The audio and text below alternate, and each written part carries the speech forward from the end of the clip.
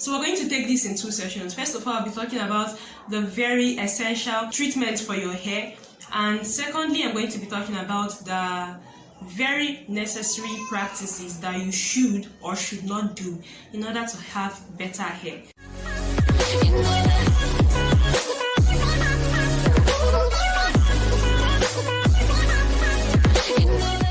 My name is Onie and you are very welcome back to my channel. If you're a subscriber, if you are not, please consider subscribing. You are also very welcome to this episode. I'm going to be talking about the starter kit for beginners who want from hair on to take care of their hair better. If you're someone that has done your research and you wanted to know what kind of products to use for your hair, you find out that there were so many things out there for you. You don't know which one to use, which one to leave, or sometimes you feel like the number of things you're seeing that you have to do are too many and it's discouraging. So now I want to tell you what particular things you should be looking at getting or having in order for your hair to thrive. Now, the first thing I'm going to talk about is protein treatments. Protein treatments are essential because your own hair strands are made up of protein. The kind of protein your hair is made up of is called keratin. So in order for your hair bonds to be strong, because environmental factors affect the strength of our hair. So in order to help reinforce the strength of your hair, you need protein treatments. That's why protein treatments are one of the essential things that you have to have in your routine for your hair. Now, protein treatment is not something that you will do all the time. If you're starting out on protein treatments, you can do it once in 2 weeks. Then you graduate into once a month. Protein treatments can come in form of DIYs, or they can be already packed up for you and sold as ready-made hair products. The very popular protein treatment I know of, which I've never used but is very popular here on this platform, is called the Afo-G 3-step protein treatment. It's said to be a very good protein treatment, but I've never really used it. What I do is DIY protein treatments. You must have heard of rice water. Rice water is a very good DIY protein treatment. It's very potent, and of course there is a way to do it, which if you don't do it the right way, you might get into trouble. So if you want to know more about rice water protein treatment, make sure to leave a comment and I'll make a video for you guys on that. Now, another protein treatment you can do is the egg, honey and olive oil mask. This is actually my own very favorite protein treatment. I used it for 2 years very consistently and it really paid off. I wouldn't get into how to make this protein treatment, otherwise our video will be too long.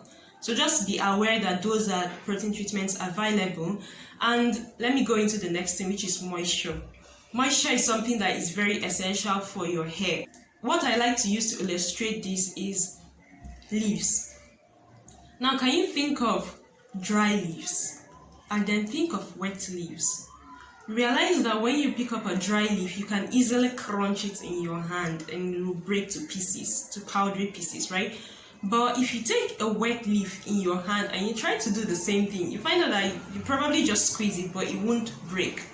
So your hair is just like these leaves. It needs moisture in order for it to be strong. So in order for you to reinforce the elasticity of your hair, you have to ensure that you're putting moisture into your hair. This is the easiest way to avoid excessive breakage of your hair. Now, another very essential tip for your hair is to get oils for your hair. I know you know of popular oils. Maybe you know of olive oil.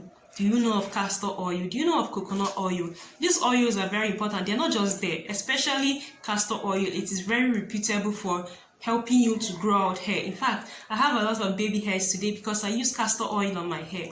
So if you get like 2 or 3 of these oils, they'll be perfect for you. I myself have used coconut, castor and olive oil, and those are just the oils I have. As long as you have 1 or 2 oils which your hair loves and you keep on using them, there is no way your hair won't do well. Another very important product is leave-in strengtheners. They are products that you can apply to your hair every day in order to both add moisture and make your hair soft. They can come in form of butters or they can come in form of cream-like texture. I personally like the ones that have cream-like texture because I feel that they give my hair a lot more slip and moisture than butters. Now, the very last thing, which should actually be at the top of the list, is deep conditioning. Now, if you're a fan of my channel, you know that I always talk about deep conditioning. Deep conditioners are very important. Deep conditioners serve for two purposes. They can serve as mild protein treatments. They also help your hair to retain moisture. So deep conditioning is something that if you've not added to your routine, then you are really wasting your time. If your hair is always frizzy, if you're always adding moisture to your hair and the next day your hair feels dry again, then your routine is missing out on deep conditioning, and you should very well go buy a deep conditioner and add to your routine. The last but not the least are scarves. Satin scarves or silk scarves. Satin bonnets or silk bonnets. It can be in form of a bonnet or a scarf. This is something that you should definitely add to your nighttime routine. You should make sure that whenever you go to bed, you sleep on your satin scarf or bonnet. This is because cotton tends to be rough, and when your hair is always rubbing off on your cotton bedspread or pillowcase, it makes the cuticles very rough, and it also soaks up all the moisture in your hair. Now, satin does not do this because of its very soft, silky texture. So make sure that whenever you go to bed, you wear your satin bonnet or your silk bonnet. I'd advise you stretch a bit. Let us stretch. Now in part 2, we're going to be talking about very good hair practices that you should start doing and the ones that you should stop doing. Now, the very foremost bad thing on my list, which you should stop doing to your hair, is combing dry hair. Sis, don't comb your hair when it's dry. Don't do it again, okay? When you comb your hair when it's dry, your hair is at its most vulnerable state when it is dry. So make sure that before you comb your hair, you always add moisture to your hair, okay?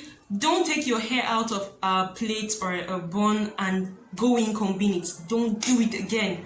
Your hair is crying each time you do it. Please don't. Number 2, do not leave your protective styles in for too long.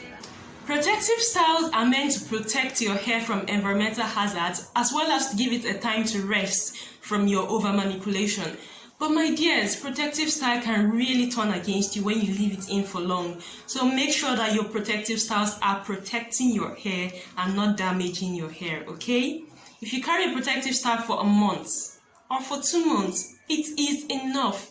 Please don't carry your protective styles in your hair for 6 months. Don't do it, please. It's bad, okay? You realize that when you lose your hair, you'll find that your hair sheds a lot and that it's so dry, and I can't really finish telling the story because I don't do it, so don't do it anymore. Number 3 on my list is always use a wide tooth comb. Please do not use combs that are very tiny bristled to comb your hair. Don't do it. Always make sure you take a very big bristled comb to comb your hair because that's the best thing to avoid hair breakage. Number 4, make sure to finger detangle your hair before combing. Here's what I'm talking of. When you lose your hair and your hair still has knots in it, don't go in with your comb first. Try to, use your hands and detangle. Make sure to remove as much knots as you can before going with your comb, because your comb can tend to pull on your hair while your finger takes out the tangles bit by bit. So ensure that you finger detangled as much as possible before going in with your comb. Number 4, or is it number 5? I'm so sorry, I've lost count. But the next thing on my list is always deep condition your hair. Just like I said in part 1, deep conditioning is very, very necessary. In fact, it's not something that you can choose to do or not to do. And when you start deep conditioning, you will find out why I said so. Please add a deep conditioner to your hair routine. In fact, my next number is always have a hair routine. If there's not something, some regular stuff that you do to your hair every 1 week or 2 weeks or 3 weeks, then really you are not listening to your hair. You are not paying attention to your hair. Please, you have to have a stipulated hair routine which you follow judiciously. My next on the list is that you should have a spray bottle. This goes to emphasize that you should always add moisture to your hair. Spray bottle is not necessarily something that will dry your pocket, okay? Anything can be your spray bottle. Anything that sprays water is your spray bottle. This is my spray bottle. I just use it to spray water on my hair every day before combing my hair. And as you can see, it's just a container from a perfume that finished, that I poured water in. You can add water and oil to your spray bottle, or you can use water alone. But I find that water and oil tends to give a scent, a dull smell later on, so I use only water. So just put water in a bottle, okay, so that every day before combing your hair, you get to spritz it on your hair and comb your hair afterwards. Please don't comb dry hair, and please have a spray bottle. If you don't have a spray bottle, then don't have hair. It's that bad. Another thing I want to say to you guys, but I don't want hair professionals to get angry with me at, is don't depend on a salon for everything. If you always depend on your salon for every hair process you need, then you're in trouble. Learn to do stuff by yourself, okay? You must not go to a salon for every single thing. If there's nothing you do for yourself personally at home, then you're not really taking good care of your hair. Ensure to go to a salon as minimally as you can, because most salons do more harm than good. There aren't that many hair professionals out there, and even if they are, you probably don't have the money to go to them. So of course you go to people that don't know how to take good care of your hair. You have to learn how to take care of your hair. You have to do it yourself. The very next thing on my list is trims. Trims are very, very necessary. Please, if you don't like trimming your hair, rethink that. Trims are not a bad thing. Trims are a good thing. If your ends are bad, they will keep on getting bad, and they will eat into the good ones and keep on the process. But if you cut out these bad ends, you will get better ends and your hair will not break as much. Trims are very necessary. Try to keep a regular trim log of 4 months to 6 months. Every 4 months to 6 months, please trim your hair, okay? The last thing I want to say to you guys before I leave is that you should always listen to your hair. Sometimes on a bad day, your hair feels dry. At those points, you should wonder, does your hair need deep conditioning, or does it need a protein treatment? Or if you listen to your hair, you'll be able to serve your hair better.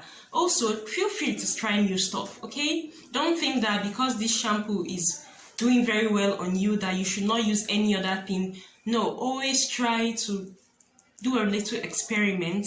You might find something much better for your hair than what you've been using all this while. Alright guys, thanks for tuning in with me today. If you have any questions, make sure to leave them in the comment section. Give this video a huge thumbs up, and remember to subscribe to my channel for more tips, okay? Remain blessed. Bye.